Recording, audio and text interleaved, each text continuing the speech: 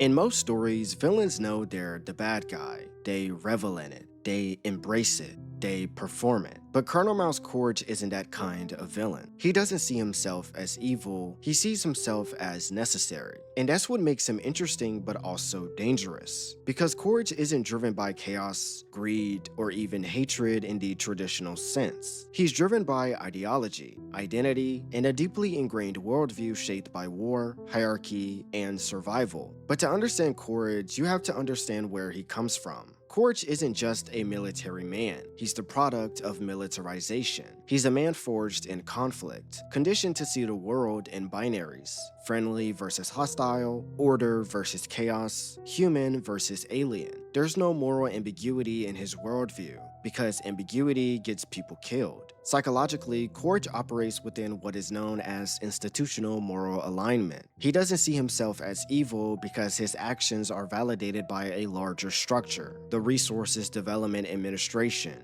aka the RDA, and by extension, human civilization. His moral compass is outsourced to authority. Quaritch doesn't interpret Pandora as a living ecosystem or a culture worth understanding. He sees it as a hostile environment, a resource, or even a battlefield. He embodies authoritarian personality traits, strong belief in hierarchy, obedience to institutional goals, aggression justified by perceived threats, and lack of empathy for outgroups. To Quaritch, the Na'vi aren't people, they're obstacles. It's good work, people. First round's on me tonight. And this is one of Quaritch's defining traits, his ability to dehumanize without hesitation. But dehumanization isn't born from cruelty, it's born from conditioning. It's trained. In military psychology, dehumanization is often a coping mechanism. It allows soldiers to kill without moral hesitation, suppress empathy, and maintain psychological stability in violent environments. Quaritch applies this to the Na'vi. He calls them names like hostiles, because acknowledging their humanity would break his worldview.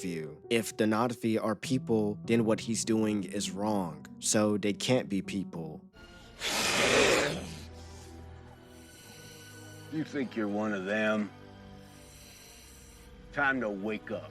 At his core, he believes in a hierarchy, humans at the top. Everything else is beneath them. This belief manifests in three different ways. The Colonel mindset. Quaritch embodies a classic Colonel ideology, the belief that expansion is justified, that less advanced cultures are expendable, that progress outweighs morality. Pandora to him isn't sacred, it's untapped potential. And the Na'vi, they're just standing in the way of something greater. Survival justification. Quaritch doesn't just believe in dominance, he believes it's necessary. Humanity, in his view, is struggling, dying, in need of resources. So anything done on Pandora becomes justified under a simple logic. We do this or we die. This is where his morality becomes warped, because once survival is the justification, everything becomes permissible. But Quaritch respects one thing above all else: strength. Strength proves worth. Strength earns survival. Strength defines truth.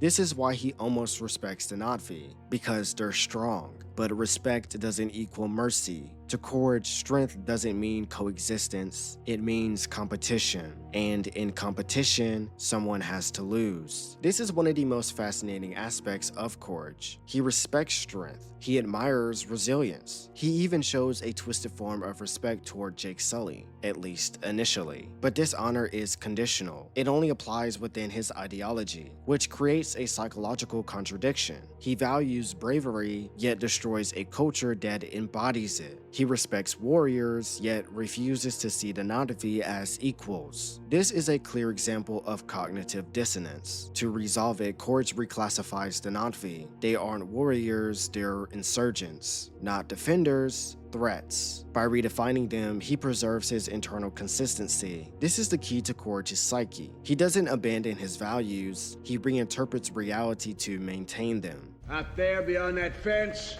every living thing that crawls, flies, or squats in the mud wants to kill you and eat your eyes for jujubes. In the first Avatar, Quaritch appears almost archetypal. He's ruthless, efficient, and uncompromising. He burns Home Tree. He hunts Jake Sully. He wages war without hesitation. But the thing is, he never questions himself. He doesn't hesitate because hesitation implies doubt, and doubt is dangerous. So he operates with absolute conviction. The mission is right. The Na'vi are wrong. Victory is necessary. This makes him terrifying but also limited, because a man who never questions himself can never truly grow.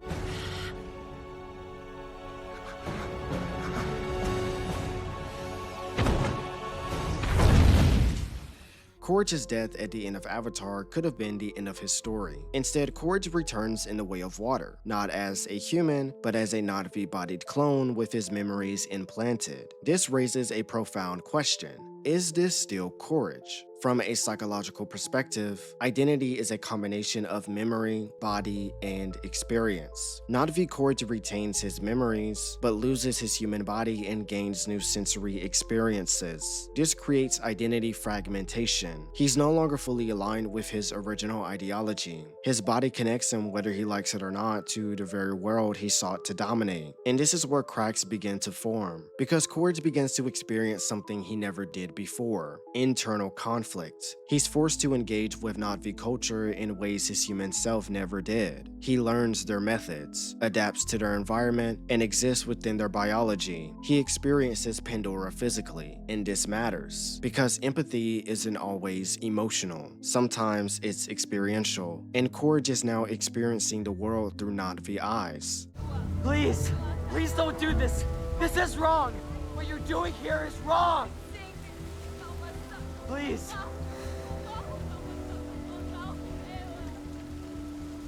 Then there's Spider. Spider is the wild card in Quaritch's psychology, because Spider introduces something Quaritch isn't built for. Quaritch is a soldier who operates on hierarchy, not relationships. But Spider complicates that because he represents everything Quaritch's worldview can explain. To Quaritch, identity is tied to allegiance. Humans are human, Na'vi are Na'vi. But Spider breaks that coding. He introduces something Quaritch has never truly experienced: personal attachment outside of hierarchy. This is where Quaritch begins to shift, not necessarily toward good, but toward complexity. He hesitates, and hesitation is the beginning of change. No!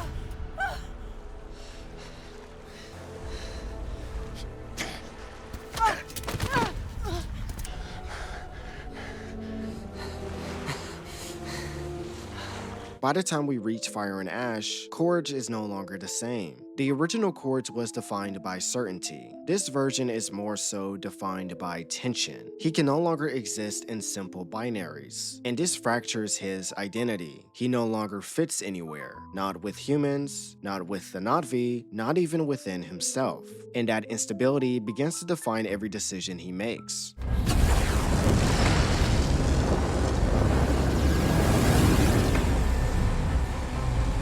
The introduction of Varong and the Ash people adds a new layer to the story and Quaritch's character. They represent a different kind of Na'vi, hardened, aggressive, and shaped by trauma. And this creates an interesting dynamic, because for the first time, Quaritch encounters a Na'vi who reflects his own worldview: survival above all else, strength as identity, violence as necessity. In a way, they're a mirror. So predictably, Quaritch forms an alliance with Varong. And this isn't just a strategic move to get the upper hand on Jake Sully, it's a psychological shift. Quaritch is no longer operating purely as an extension of the RDA. He's sort of doing his own thing. He provides military strategy and weapons to Varong and her people. On the surface, it's a simple deal. He provides human weaponry, she provides power, territory, and a foothold within Pandora. But underneath that, something deeper is actually happening. Quaritch is attempting to insert himself into a world he fundamentally doesn't belong to. We are the fire. Manquad! At the core of Fire and Ash is Quaritch's deepening identity crisis. As a recombinant, he exists in a psychological no man's land. His body is Na'vi, his memories are human, his instincts are divided. This contradiction is something he can't ignore, because his very existence disproves his old beliefs. He is a human consciousness in a Na'vi body, a colonizer living as the colonized, a soldier without a nation, a father who doesn't know how to be human. Most characters experience identity conflict as a question of who they want to be, but Quaritch's problem is a little more extreme. He doesn't know what he is. The Na'vi body feels Pandora differently, moves differently, connects to the world biologically. This creates something called embodied dissonance. His body is telling him one thing, you belong here. His mind is telling him another, you are human, you are above this. And instead of integrating the two, he rejects the meaning of the body while still using its power. He uses the strength, speed, and adaptability of the Na'vi form, but he refuses to let it change who he is. It don't matter what color I am. I still remember what team I'm playing for. You got new eyes, Colonel. All you gotta do is open them. Quaritch's identity was built on opposition. He knew who he was because he knew who he was fighting, but now that line is gone. He looks like the Na'vi, he moves like them, he survives like them. So the question becomes, who is the enemy now? This is why his obsession with Jake Sully intensifies. Jake becomes more than just a target. He becomes a psychological anchor. Jake represents the path Quaritch refuses to take, the identity Quaritch can accept, the version of himself he can become. So hunting Jake isn't just revenge, it's self-rejection. If Jake can exist in harmony, if Jake can fully become Na'vi, then Quaritch's refusal starts to look like denial instead of strength. So he tries to destroy that possibility. Tapare huo ang atong naong uo ao naong flato misere. And see this world. See yourself.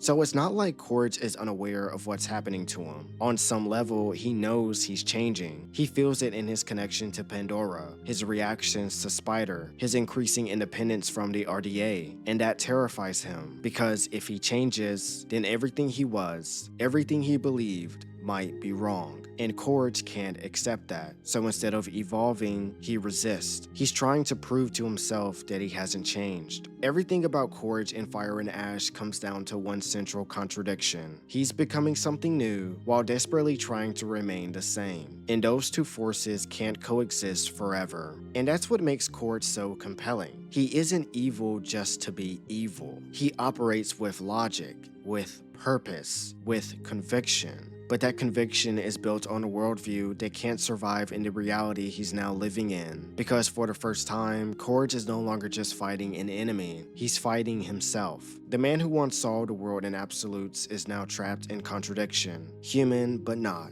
Na'vi, but refusing to be. A soldier without a clear war. A man whose identity is starting to fracture under the weight of everything he can no longer ignore. Quaritch's evolution probably isn't heading towards simple redemption. That would be too easy and too dishonest. He has done way too much, caused too much harm, crossed too many lines, but he is changing. The tension within him between ideology and experience, between mission and emotion, is growing, and that tension will eventually force a choice, not between good and evil, but between identity and transformation. Does he remain the man he was, clinging to a worldview that no longer fits, or does he become something new, something uncertain, something more human?